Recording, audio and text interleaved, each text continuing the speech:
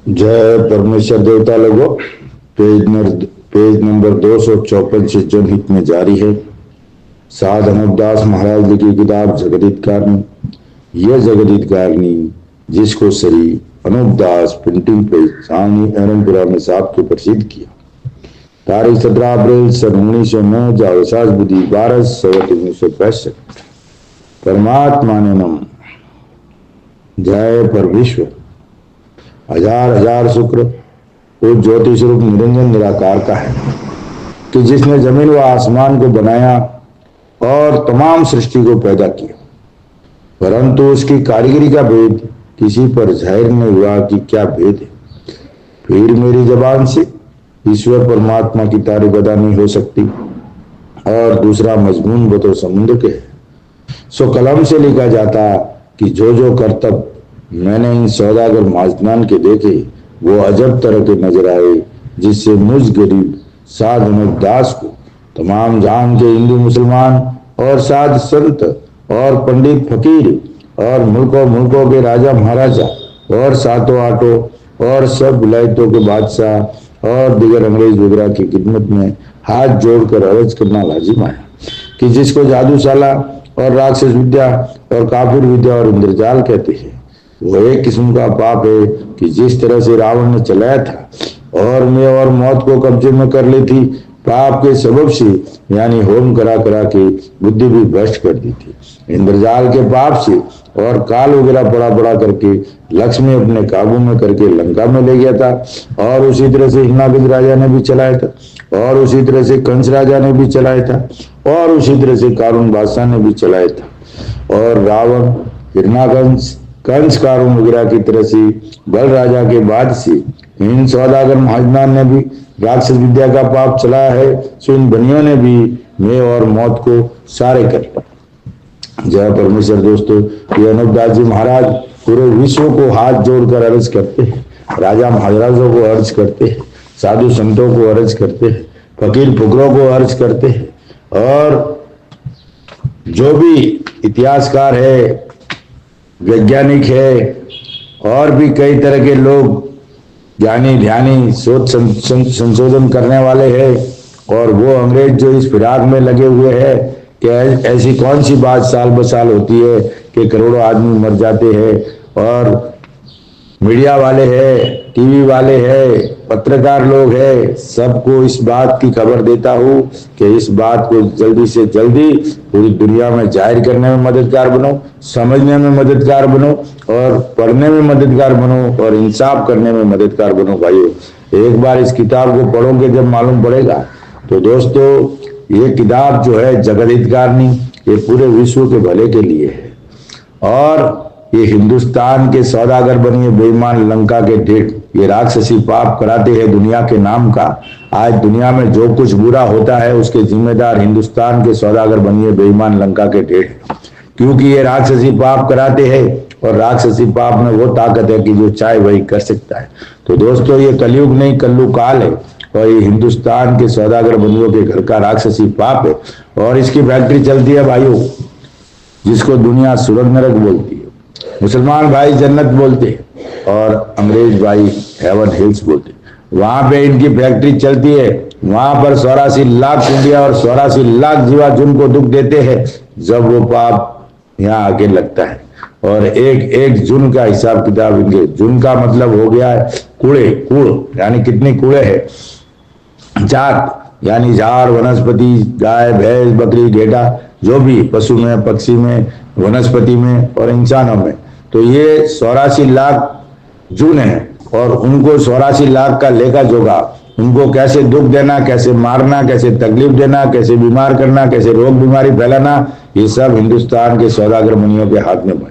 घर में झगड़ा लगाना, राजा से राजा लड़ाना, बादशाह से बादशाह, हिंदू मुसलमान का लफड़ा कराना और औलाद नहीं होने देना, हाँ, और भी गलत बलात्कार का वगैरह जो भी हो रहा है ये सब बुद्धि भ्रष्ट होने से होता है। और उन्होंने पहले बुद्धि को टारगेट कर दिया भाइयों और बुद्धि भ्रष्ट कर दी हमारी, और बुद्धि भ्रष्ट करने से हमारा सब काम गलत होता है, क्योंकि कलयुग बुरा ही बुरा है। कलयुग का जो गुण है वो सब बुरा ही है। सतयुग का गुण अच्छा था तो लोग अच्छे रहते थे, अच्छे कर्म करते थे। आज लोग कलयुग में चल रहे तो कलयुग का तो गुण सब बुरा ही है, तो बुरा ही बुरा है। लोग अच्छा करते, लोग कहते कि हम अच्छा करते, लेकिन वो अच्छा नहीं है। पाप को ही पुण्य समझ के बैठे लोग, भाई पाप को ही पुण्य समझ के। और भारत सरकार के पास धर्म और पुण्य की लिस्ट है क्या कि भाई इसको धर्म बोला जाता है, इसको पाप बोला जाता है, ये नेकी है, ये बदी है? कोई लिस्ट नहीं है।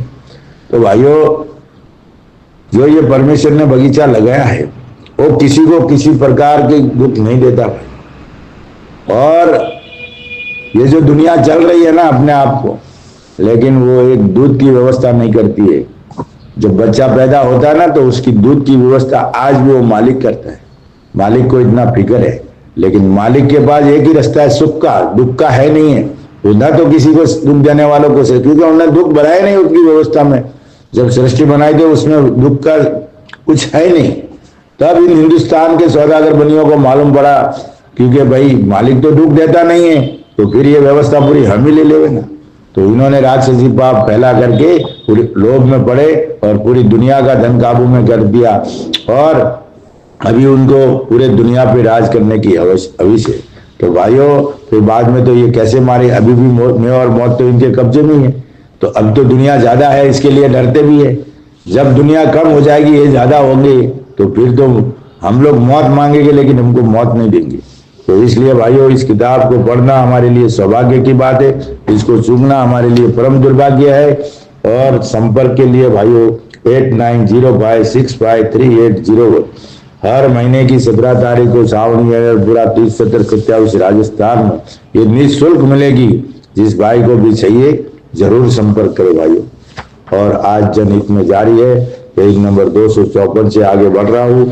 जय परमेश्वर भाई, जय परमेश्वर। उसको अच्छी तरह से समझो। रावण को संसार के लोग सती कहते थे, क्योंकि रावण लोगों दिखाओ धर्म पुण्य करता था। रावण को भी दुनिया के लोग सती कहते थे, और वो लोगों को दिखावे के लिए धर्म पुण्य करता था।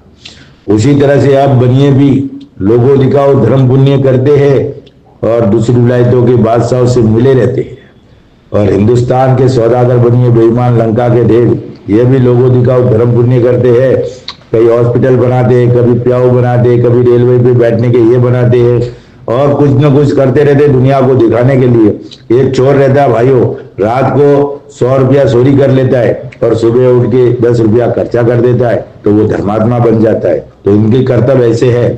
ये किताब जब तक नहीं पढ़ोगे तो इनके कर्तव्य सामने नहीं आएंगे।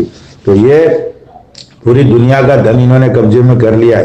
पूरी दुनिया के लोगों को कच्ची उम्र में मार रही है, और लाख पेड़ी से मार रही है। रावण को मारा, कंस को मारा, कारुण को मारा, कितने लोगों को आज दिन तक मरवाते। राजा बादशाह को रोड पे लाया, खजाने सब बर्बाद कर दिए, खजाने सब लूट लिए, और बाद में वही खजानों से हेल्प कर दे कि अरे वो भामाशाह ने मदद की, उस भामाशाह ने मदद की, उस भामाशाह ने मदद की, और राजाओं की, और ऐसे ऐसे हम लोग ने सपोर्ट किए। अरे भाई, तुम्हारे पास धन कहाँ से आया? तुम हिंदुस्तान के हो ही नहीं, तो धन तो हमारा ले लिया। कोठे की पैरवी रखने को रखा था, भंडार की पैरवी रखने को रखा था, भंडारी कोठारी ये सब जो भी चल रहा है भाइयों। तो आप ख्याल करो, इस किताब को पढ़ो। बादशाहों से मिले रहते हैं, और दूसरी विलायतों के हाथों से हिंदुस्तान के लोगों को मिलती में मराते जाते हैं। परंतु रावण ने शनिचर को दुखी किया। जब शनिचर ने रावण के राक्षसी पाप को दुनिया में प्रकट किया, जब रावण ने और सब विलायतों ने समझा कि रावण सब विलायतों को राक्षसी पाप से बुद्धि भ्रष्ट करके गारद करेगा, सो इस बात को सब विलायतों ने और संसार ने और राजा बादशाहों ने समझ के और एक दिल होकर रावण को मारा, और रावण के राक्षसी पाप को छोड़ाया। जब संसार की औलाद रही, उसी तरह से अब संसार के लोग इन बनियों के जाल को मिटाओ तो सब संसार की औलाद बचे।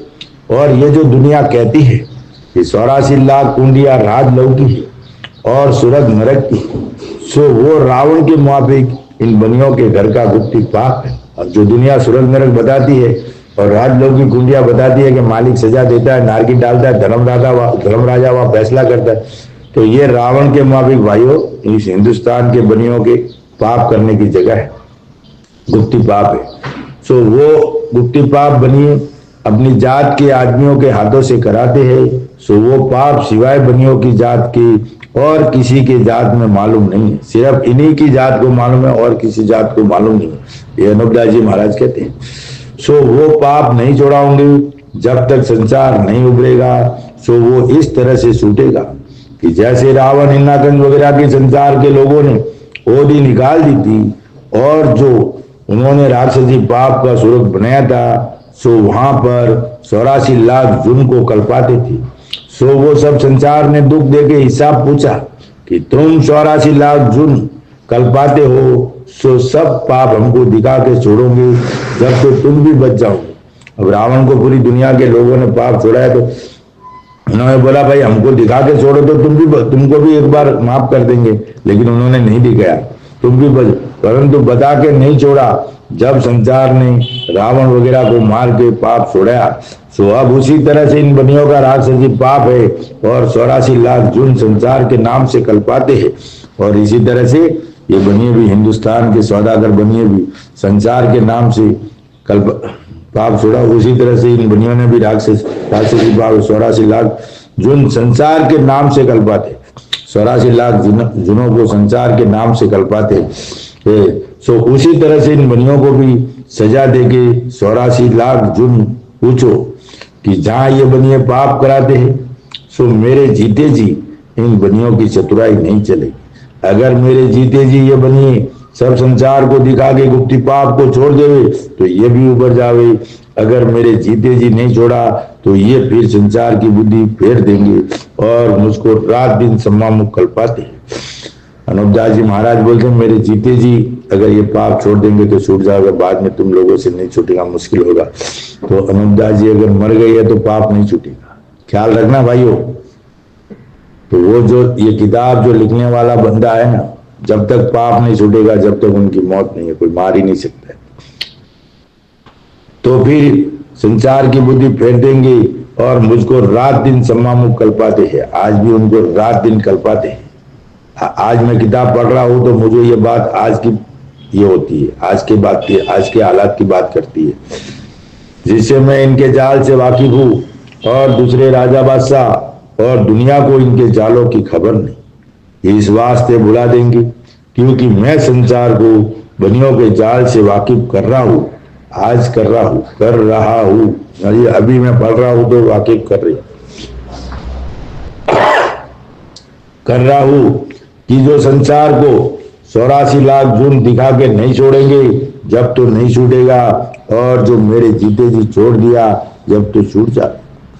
नहीं तो तुम संसार के लोगों इन बनियों को शक्ति दे के दरियाफत करना कि तुम बनिए 84 लाख जुन हम संसार के नाम से कल्पाते हो कि जहां राज लोग की कुंडिया है और हमको बुलाई है, सो बुद्धि फेर के।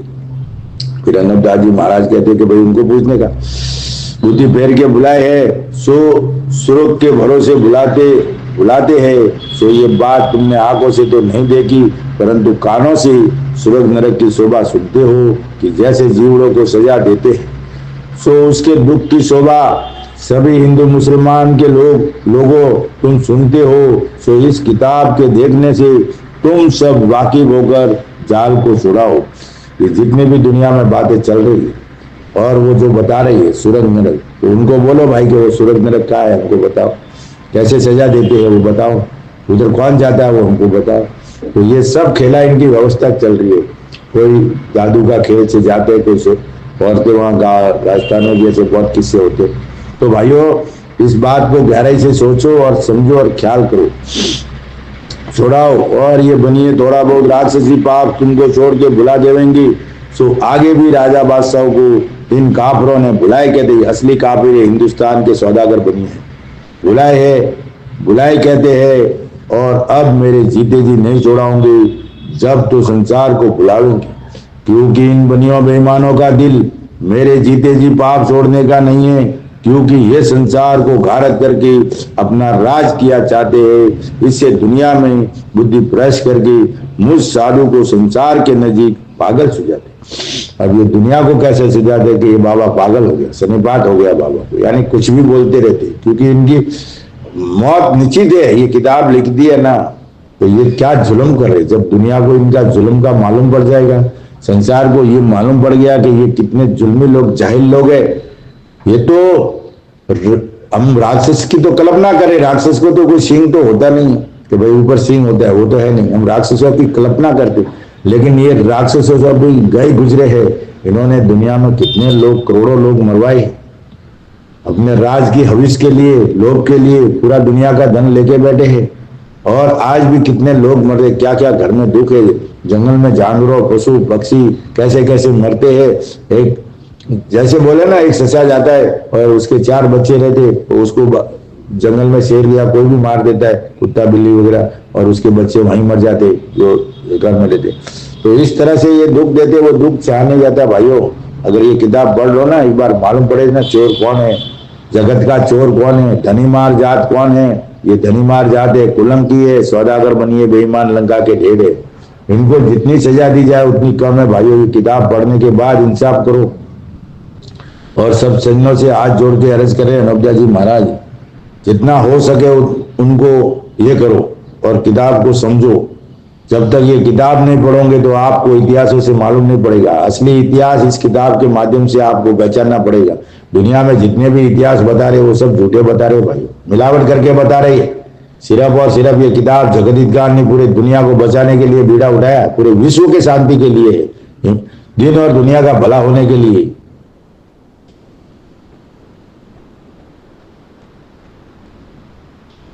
ये कोई किताब धर्म और मजहब के बारे में नहीं है भाई, ये सिर्फ और सिर्फ हिंदुस्तान के सौदागर बनिए बेईमान लंका के ढेरों के राक्षसी पाप से बचने के बारे में हिदायत है। तो साथ गौर के पुख्ता दिल से समझो इसको। सुनाते हैं, सो इन बनियों की गरज यह है कि जो साधु के जीते जी राक्षसी पाप को संसार के लोगों ने हेत करके छोड़ा दिया, जब तो छूट जाएगा, क्योंकि यह साधु हम बनियों से पाप को छुड़वा देगा, क्योंकि साधु को सम्मामुख दुखी किया है, इससे मालूम पड़ा है। फिर इनको डर तो है कि साधु को नहीं मारेंगे तो ये पाप छुड़वा देगा, इसलिए इनके दिल में डर तो बहुत जबरदस्त है। वो पहचान तो गई है कि हमारी मौत निश्चित है। इससे संसार के लोगों की बुद्धि भ्रष्ट करते हैं और समझने नहीं दे। अब इनको एक ही फिक्र लगी है, ये दुनिया में हिंदुस्तान के सौदागर बनियों को किसका डर नहीं है, सिर्फ इस किताब जगदीश खान का डर है बस। बाकी दुनिया में इनका कोई बाल भी बाका नहीं कर सकता, क्योंकि पूरा राक्षसी पाप का तंत्र इनके हाथ में है और वो राक्षसी पाप के सरताज है और कदीमी पाप के उस्ताद है। तो ये उनको कोई डर नहीं, ये डर है तो सिर्फ इसका। चोर को डर किसका रहता है? साहूकार का, जिसने देखा है ना उसका डर है। तो ये किताब ही एक ऐसी है भाइयों, हिंदू मुसलमान अंग्रेज लोगों आपको बता रहा हूँ, इस किताब से वो डरते, बाकी किसी से भी नहीं डरते। इससे मालूम पड़ा है, इससे संसार के लोगों की बुद्धि भ्रष्ट करते हैं और समझने नहीं देते। फिर मैं अकेला क्या करूं, क्या अपना सर फोड़ूं? मैं तो दुनिया के वास्ते दुख पा के शरीर से भी नाताकत हो गया हूँ और बनिए बेईमान दुनिया को सुझाते हैं बावला, सो दुनिया को क्या दोष। अब इतना होने के बाद भी, समझाते समझाते नहीं समझने के बाद भी दुनिया को दोषी नहीं ठहराते भाइयों, क्योंकि दुनिया की बुद्धि तो बनियों ने भ्रष्ट की है। तो महाराज कहते कि दुनिया का कोई इसमें दोष नहीं है, बुद्धि इन्होंने भ्रष्ट की है। फिर भी महाराज कोशिश करते, वो तो काफरी पाप से संसार को बावला सुझाते हैं, सो दुनिया को क्या दोष। सो मेरी जान में तो दुनिया बावली और दुनिया की जान में मैं बावला, सो मेरे को तो ऐसा दुख हो रहा है। अब महाराज सब कुछ जानते हुए बावले ही हुए ना। अब आप सामने वाले को ये मैं किताब पढ़ के आपको सुना रहा हूँ, आपको ये बात समझ में नहीं आती, आपके ऊपर तो आपकी नजरों में तो मैं बावला हूँ और मैं ये सब दुनिया के भले के लिए बात सुनाता हूँ, लेकिन दुनिया नहीं सुनती है, तो मेरी नजरों में दुनिया बावली है। मैं दुनिया को पागल कहता हूँ, दुनिया मुझे पागल कहेगी। लेकिन दुनिया एक बार किताब पढ़ ले तो बात समझ में आ जाए। सो मेरे को तो ऐसा दुख हो रहा है, सो दुनिया नहीं समझती है। इसे मैं निहायत ही हैरान हूं कि जो दुनिया नहीं समझेगी तो ये जाल किस तरह से छूटेगा। इससे दुख पा रहा हूं और संसार के नजीक मुझ गरीब साधु को बावला सुझाते हैं। और जिन जिन गरीबों ने आगे राक्षसी पाप को दुख पा के संसार के उबरने के वास्ते पकड़ा है और संसार ने वाकिफ हो के राक्षसी पाप को छोड़ाया है, जिसका गुण संसार के लोग अब तक जानते हैं। अब जिन्होंने आगे पाप छोड़ाया भाइयों, तो इनका गुण आज भी दुनिया मानती है। शनिश्चर जी महाराज, रामचंद्र जी महाराज, नरसिंह जी महाराज, प्रहलाद जी महाराज, कृष्ण जी महाराज और गुरु नानक जी महाराज, इन लोगों ने उस पाप को मिटाया, यानी राक्षसी पाप को मिटाया। इंद्रजाल नाम का पाप था, कापिल विद्या नाम का पाप था, राक्षसी पाप था, और इंद्रजाल नाम का राक्षसी पाप, कापिल विद्या और जादूशाला, ये सब पाप कृष्ण जी महाराज ने मिटाया, गुरु नानक जी महाराज ने मिटाया। तो इन लोगों ने मिटाया जब दुनिया बची है, और दुनिया ने समझा। और जब भी पाप थोड़ा था तो लोग फौरन समझ जाते थे, लेकिन अब इन्होंने उनका हाल देख के उन्होंने ऐसा पाप किया कि सबकी बुद्धि भ्रष्ट कर दी। समझाने से भी लोग नहीं समझ रहे। तो भाइयों, इसके ऊपर गौर करो कि जिन्होंने राक्षसी पाप को प्रकट किया और फिर संसार ने छोड़ाया, और रावण, हिरण्यकश्यप और कंस कारुण बादशाह ने राक्षसी पाप से थोड़ी बुद्धि भ्रष्ट की थी, जिसे संसार के लोग जल्दी समझ गए थे। परंतु इन बनियों ने अपने राक्षसी पाप से संसार के लोगों की और राजा बादशाहों की ऐसी बुद्धि भ्रष्ट कर दी है कि जो समझाने से भी नहीं समझते। आज राजा बादशाह भी, देश के बड़े बड़े लोग हैं, आज वो उल्टा समझते, सीधा समझते नहीं। अभी बोला हो तो कि ऐसा कभी होता है, तो वो नहीं समझ, इतनी बुद्धि खराब करती है इन हिंदुस्तान के सौदागर ने, तो नहीं समझाने से भी नहीं समझते कि राक्षसी पाप से हमारी औलाद को गारत कर देंगी। जो पाप को नहीं छोड़ावेंगी तो बगैर छोड़ाए के कैसे उभरेंगी। अब भाई ये पाप चल रहा है तो इसको तो मिटाना पड़ेगा ना, मिटाए बगैर तो कुछ होने वाला नहीं है।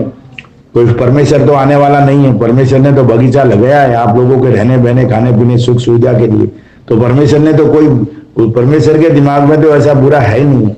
अब आप लोग इधर करो तो आप इंसाफ आपको करना है ना। औलाद को गारत कर देंगे, जो पाप को नहीं छोड़ाएंगे तो बगैर छोड़ाए कैसे उभरेंगे। यूं कि जिसको तुम स्वर्ग नरक कहते हो वो बनियों के घर का आलोक पाप है। देख लो भाइयों, जिसको हम स्वर्ग नरक कहते हैं, जन्नत बोलते हैं, हेवन हेल्स बोलते हैं, वो हिंदुस्तान के सौदागर बनियों के घर का पाप है। और स्वर्ग नरक तो ये जमीन माता ही, और असली स्वर्ग नरक जो बोलते हैं ना, वो हम लोग जमीन माता ही है। हमारे घर में सुख सुविधा है तो स्वर्ग है, खाने को नहीं है तो नरक है। लेकिन वो राक्षसी पाप का स्वर्ग नरक है, जहाँ हिंदुस्तान के बनिए दुनिया में दुख देने का, कच्ची उम्र में मारने का, रोग बीमारी करने का, औरतों को बेऔलाद रखने का, उसका स्वर्ग नरक बनाया है, पाप करने का, तो उसका नाम स्वर्ग नरक नहीं दिया। और मालिक के नाम से चलाते भाइयों, वो मालिक के नाम से नहीं है, वो हिंदुस्तान की श्रीलंका के ढेड़ों की फैक्ट्री है। यह जमीन माता ही है, जो सारी सृष्टि स्वर्ग में ही बसती है। मालिक के घर से तो स्वर्ग ही है सबका, कोई दुख नहीं, दुख था ही नहीं तो सबके घर में स्वर्ग ही था।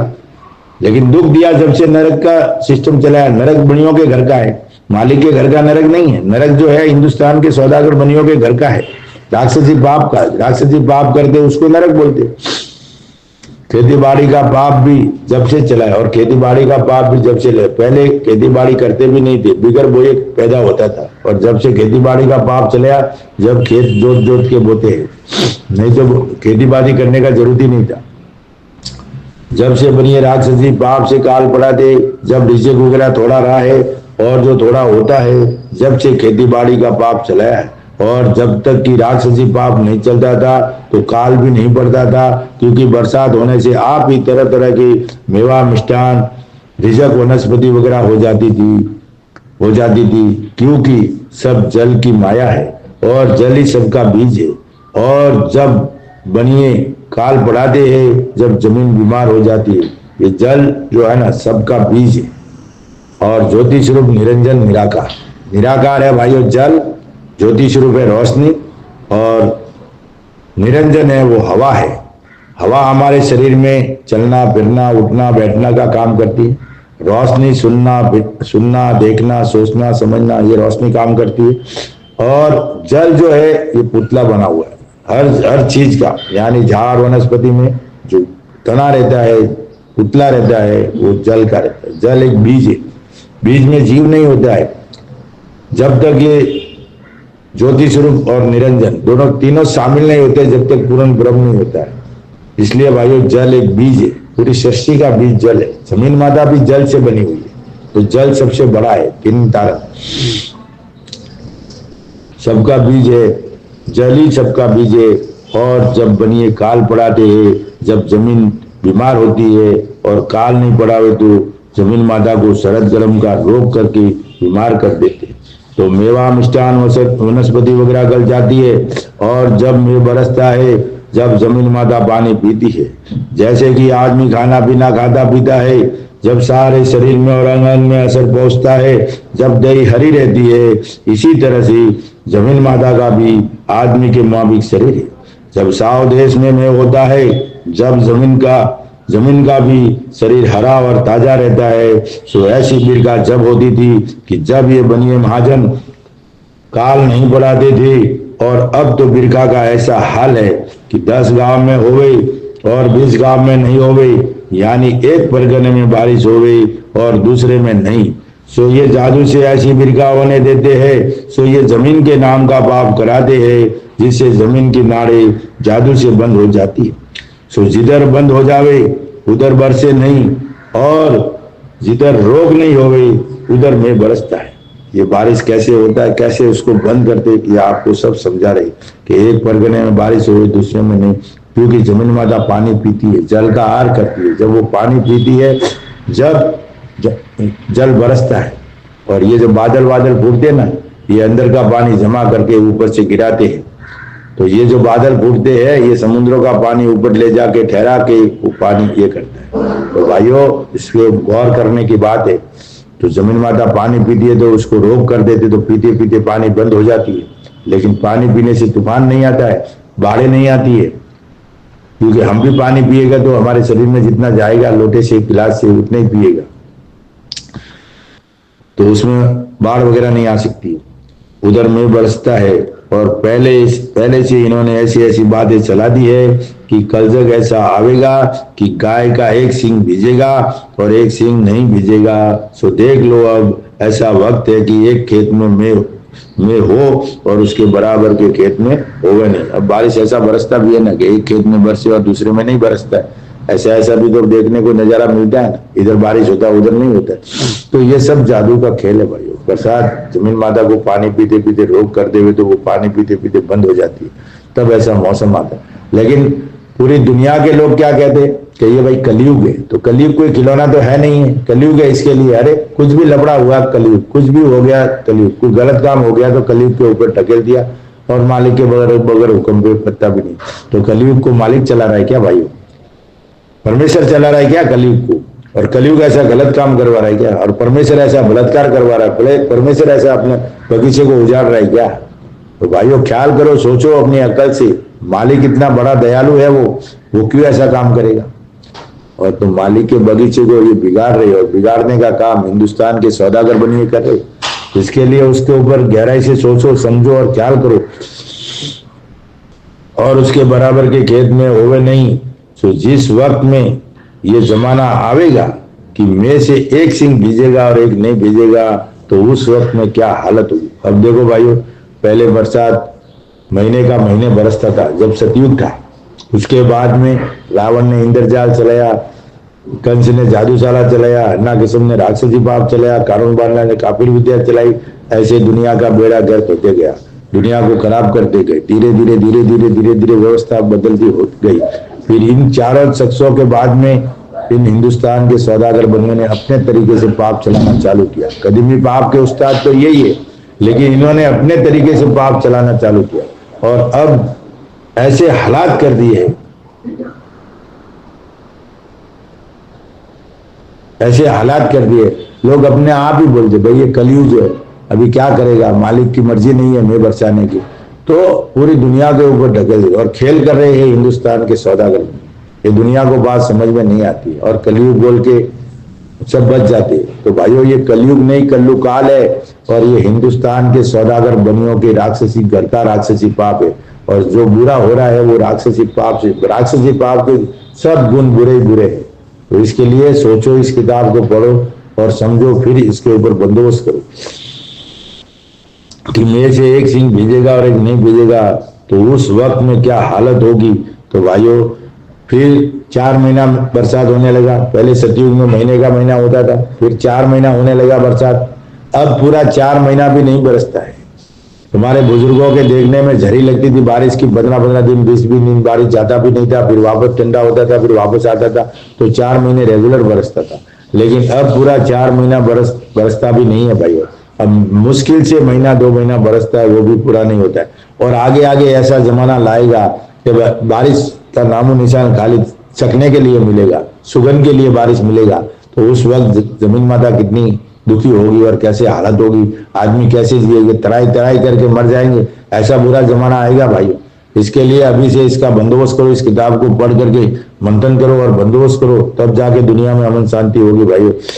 क्या हालत होगी, जमीन का कलेजा और फेफड़ा और दिल के ऊपर रोक कराते हैं जब जमीन की नाड़ें बंद हो जाती है, जब ऐसा मेघ बरसता है कि एक खेत में बरसे और एक में नहीं बरसे, और उन 84 लाख कुंडियों पे तो सर दुखने का पाप करावे तो सर दुखने को लगे, और कलेजा फेफड़ा और दिल और पेट दुखने का पाप करावे तो ये चीजें दुख पाने लगे, जैसे कि आदमी के पीड़ा होती है। तो भाइयों सोचो समझो और ख्याल करो।